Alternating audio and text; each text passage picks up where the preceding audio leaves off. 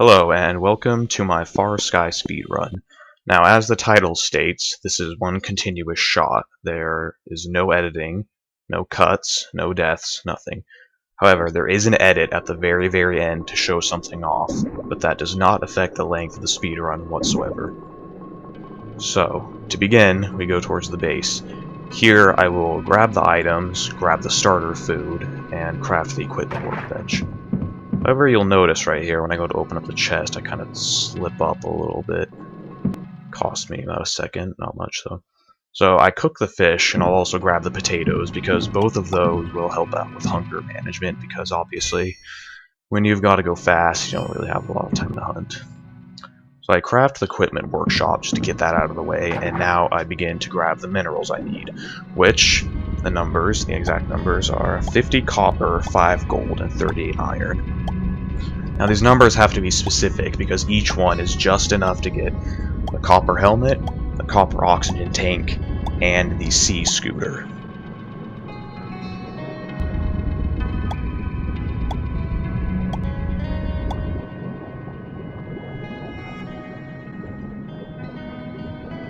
So one of the hardest parts, and definitely the most frustrating thing each time I attempted to speedrun this, was the fact that copper has a really low chance to spawn next to you. So if you don't have copper in the immediate area, you're kinda screwed, and you're usually gonna have to take some extra time to go try to look for it, which is unfortunately what happens here. However, I decide that grabbing some of the ship parts, well, submarine parts early, will help out a little bit. So I immediately grab both of these, and as I'm moving, I continue to scout for copper. And that's generally something you want to do if you try to speedrun this, especially in the beginning too. With that short walk towards the base, you kind of want to look around, get your bearings, and see where any minerals will spawn.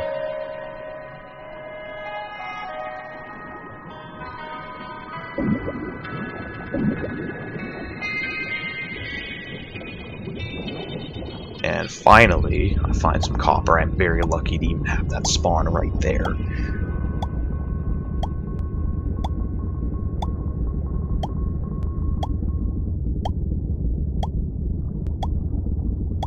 Anyways, so I need to grab 50 copper, but if you'll notice, the oxygen bar is very low by now, which is obviously not good. So right here, I was conflicted if whether I was just going to grab about half of it and then run all the way back to get oxygen out of the base and come back, or to stay here and grab all of it. I decide this is a speed run, obviously we gotta go fast, so I take the risk and start getting the 50 copper. You'll also notice I start inching backwards a couple of times just to get that little extra bit of distance right before I start running. So now, as you can see, my oxygen is dangerously low, and I really need to get back to the base, which is still a good distance away from me.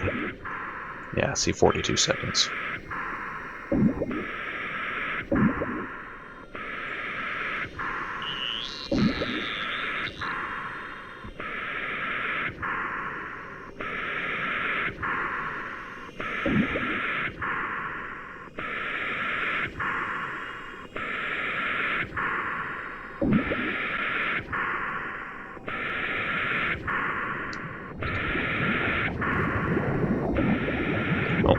Nearly hit that predator right there. That wouldn't have been good.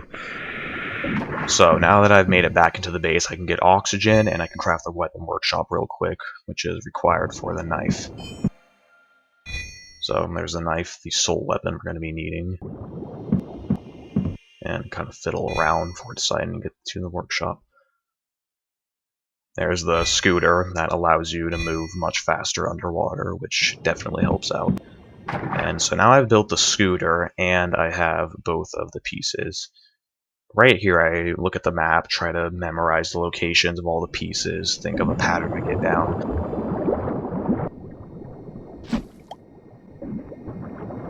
So eventually I decide I'm going to move clockwise, starting with the one that's furthest out here. As you can see, this underwater scooter definitely makes things quicker. Battery recharges automatically, that's nice too. But unfortunately for me, a barracuda starts attacking me right here, and I showcase the amazing combat system found in this game, where you, well, just kind of do that. Basically, continue to swing the knife at the air, and if something happens to charge you, for whatever reason, it will get hit. So I kill him, and just to try to play it safe, I run to grab the barracuda meat for a little bit of health, but I end up getting hit in the process.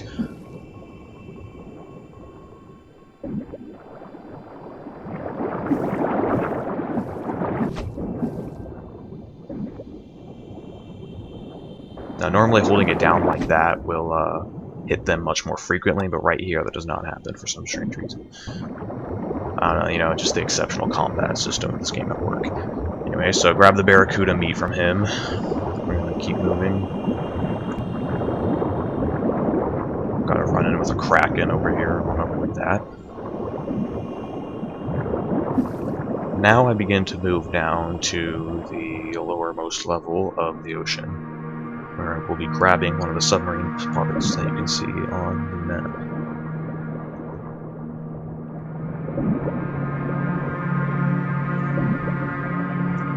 Kind of halt right there and waste a little bit of time. I didn't know that if standing over those gave you oxygen or something, because as you can see, I'm, yeah, just under the halfway mark now.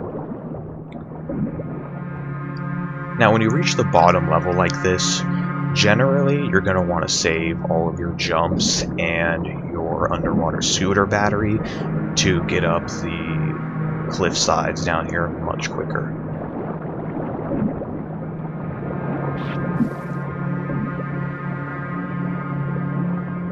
Now, I believe it recharges quicker when you have it holstered, so that's usually why I have the knife out. And it's always a good idea to have the knife out just in case a predator attacks you.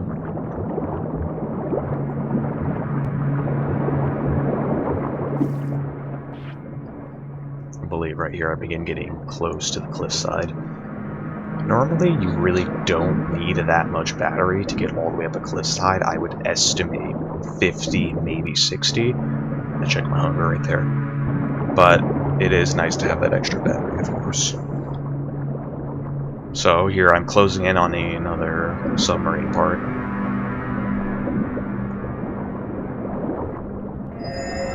Four out of 9 now. Want to avoid this jellyfish. I look at the map again, examine where the submarine parts are, the remaining ones anyways, and begin to map out a plan. And you want to avoid that kraken. But now I begin my journey back to the base, because I decide here I will probably not make it on this, you know, really low level oxygen I have. However, in a couple of test runs I've done, depending on how lucky you are when it comes to the submarine parts spawning, like if they're all really close to each other, you can actually grab all of them without ever having to go back to the base.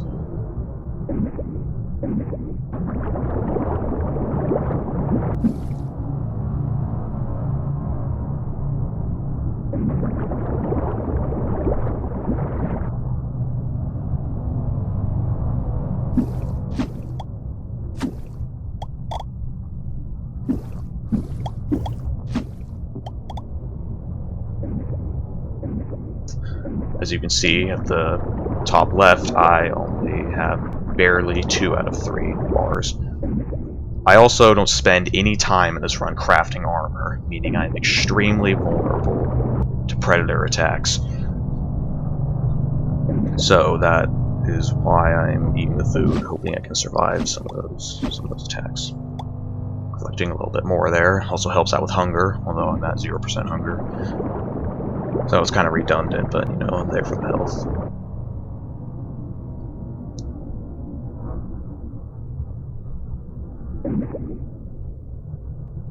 Running back to the base, barely gonna make it on that little bit of oxygen. However, this encounter was not nearly as close as my previous one. Kind of slip up there. Checking the map once more. Looking at the pattern, coming up with my final plan, and right here is where I decide what I'm going to do.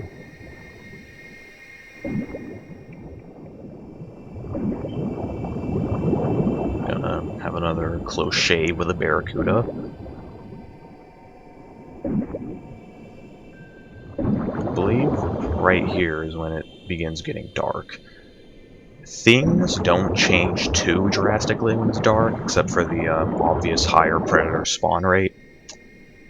But I noticed that when I was testing, speed runs or I was practicing, I never really got attacked all too much more during the night.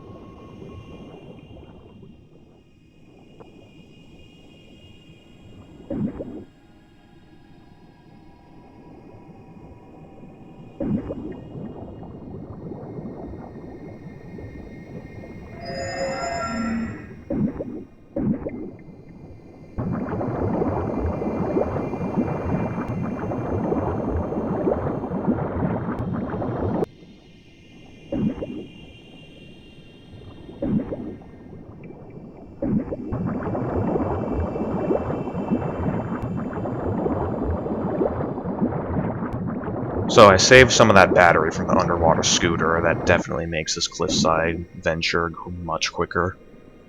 I decided what I'm going to do here is I'm going to grab the ones closest to me, which are up on the top, and then target the final one, which is down at the bottom.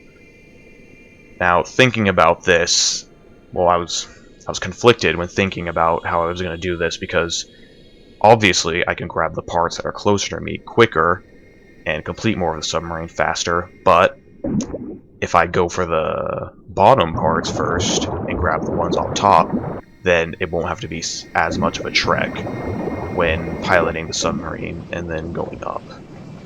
Because after you build the submarine, you have to drive to the surface, and then once you hit the surface, that's the victory condition.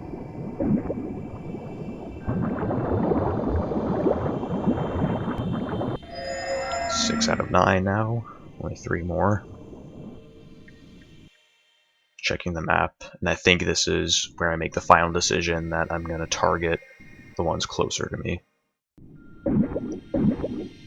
So as you will see, the final piece I'll get will be the deepest one, which I'm not sure if that would save me any time. Going for the bottom ones first and then getting the top ones last. Because, as I was saying, getting the ones up top makes for a much shorter distance.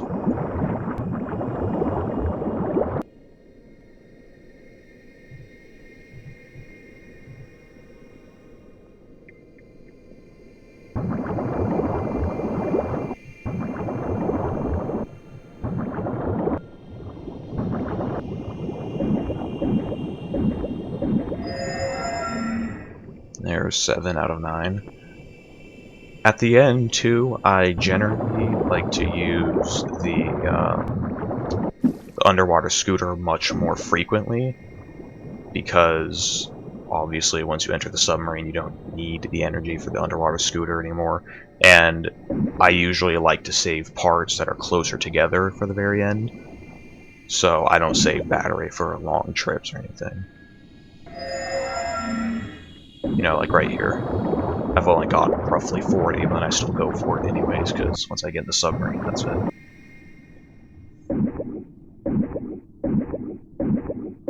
Try to use my jump sparingly right there, since I've got hardly any battery, but I still make it, hopefully.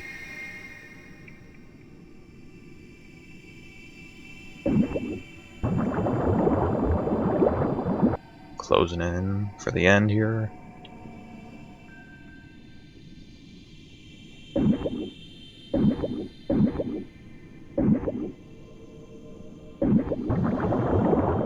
Using that to cross this little, don't know what you'd call that, little hill maybe? Not really a mountain.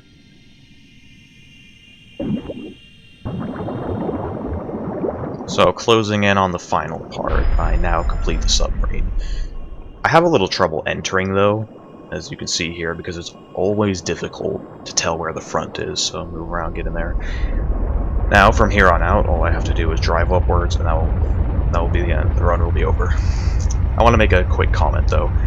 At the end, there is a cutscene, and pressing space will skip that cutscene, so obviously I do that. I skip the cutscene, which also skips the results screen, and the results screen shows your time. So coming up will be the edit that I was talking about. After I return to the title screen, I will then show a shot of the results screen to prove that I got the time. You'll see there, surface. So hit the surface, that's it. And that's the cutscene. I skipped it. You can see the results screen for a second there. But now I will go back to show you the results screen.